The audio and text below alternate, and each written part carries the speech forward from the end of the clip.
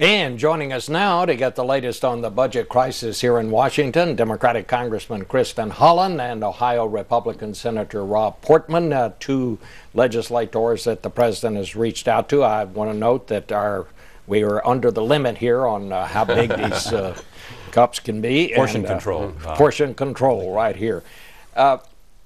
You know, the president, the big talk around Washington is this so-called charm offensive. He has dinner with these Republican legislators. You were over at the White House with Paul Ryan, the head of the Budget Committee on the Republican side.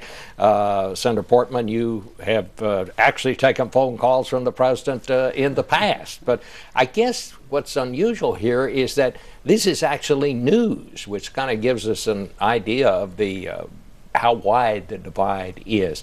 Is this doing any good, Senator Portman? Well, it's great. I mean, to build some trust is a good thing. But to be honest with you, Bob, what the president needs to do is reach out not just to Republicans, but to Democrats, and to ensure that he gives them the political cover to do, frankly, what most of them know needs to be done. I won't speak for Chris, but having talked to him a lot about these issues, he gets it in terms of the need for us to deal with these very important but unsustainable entitlement programs. Well, do you think that he has given up on dealing with the leadership? That he feels like he just can't get anything done with them, and so he's going to kind of go around them? Well, I don't know if he's going around them, but I think he's acknowledging what many presidents have in the past, which is you do need to talk to the folks who the leadership are listening to. The second thing he needs to do, Bob, is he needs to talk to the American people about the reality. Using that bully pulpit is incredibly important right now. We have to educate folks as to what the problem is. For instance, that Social Security this year is in trouble. There's about an $80 billion deficit. The payroll taxes don't pay for the benefits going out. That in Medicare, that on average a family gets about $3 back for every dollar you put in for premiums and the payroll tax. And that's not understood right now. So in order to do what we have to do in a relatively short period of time, because I think the window's pretty short here, I think it's by the end of this year, the president's got a big role to play. Meeting with Republicans is fine.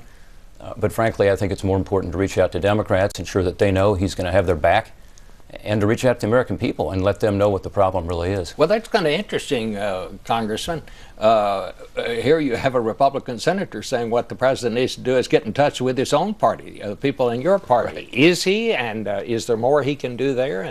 Well, sure he is. The president has been reaching out to Democrats. The complaint from our Republican colleagues in the past was that he was only reaching out to Democrats. So I think this is an important move forward. The president had been meeting with Republican leaders all along. After all, he had Speaker Boehner for a long period of time in negotiations last December. And Speaker Boehner said he didn't want to meet one-on-one with the president anymore. I mean, that was what the speaker said.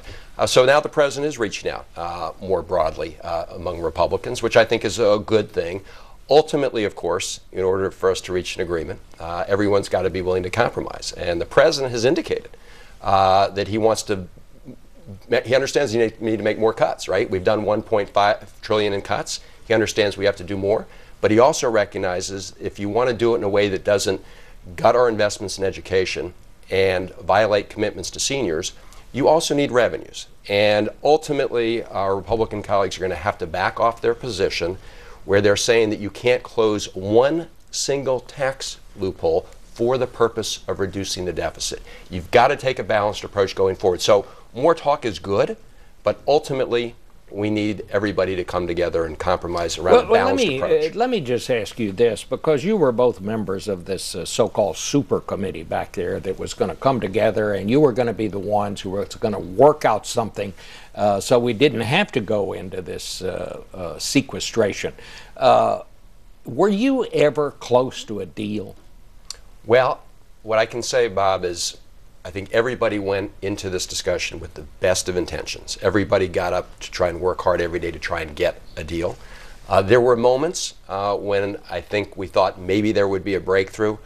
Looking back, sort of in the rearview mirror, it's hard to see a moment where there was going to be a real breakthrough. And again, from my perspective, and again, obviously people have different perceptions, it goes back to this fundamental disagreement. We support a balanced approach, meaning a mix of revenue as well as cuts. Was that your take, Senator? Because I've heard some people say, look, we had a deal, and then it just all fell apart.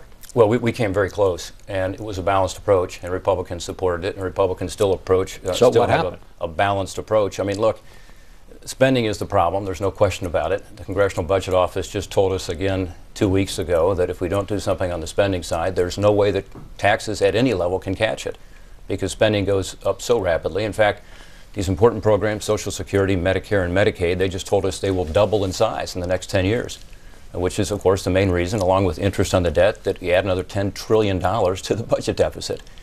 Revenue, on the other hand, actually goes up above its historic average by 2015, just a couple of years from now, and stays above its historic average. So taxes on the economy will actually be more than it has been since World War II as a percent of our economy, which is how economists like to look at it. So we've got to deal with the spending side. That's what's critical. And if we don't do that, Bob, nothing else will matter. Well, Senator Lindsey Graham said on this broadcast last week he would support a grand bargain that would bring in new revenue from tax reform as long as it includes entitlement reform. Mm-hmm.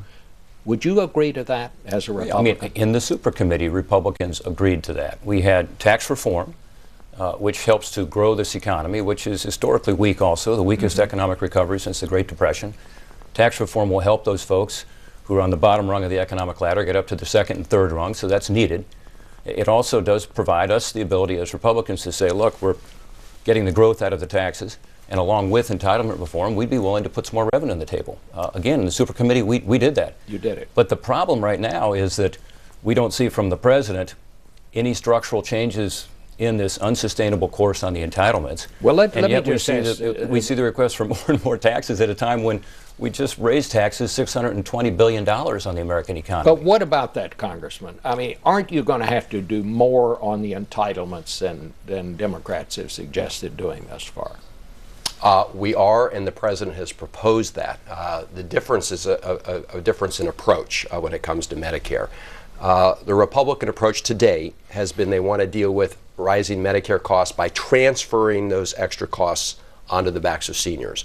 Whereas the approach we took in Obamacare was to change the incentives within Medicare, to end overpayments to providers, and we saved $715 billion. And Paul Ryan just announced the other day that he's going to include those savings in his budget, savings that he campaigned actively against. So yes, but we need to build on that approach, which doesn't pass that additional burden on to Medicare beneficiaries whose median income is $22,000, which is why we've said we need revenue as part of a plan to also reduce those other costs. All right. Well, I want to thank both of you for coming. Bob, thanks for having us on. Thank you.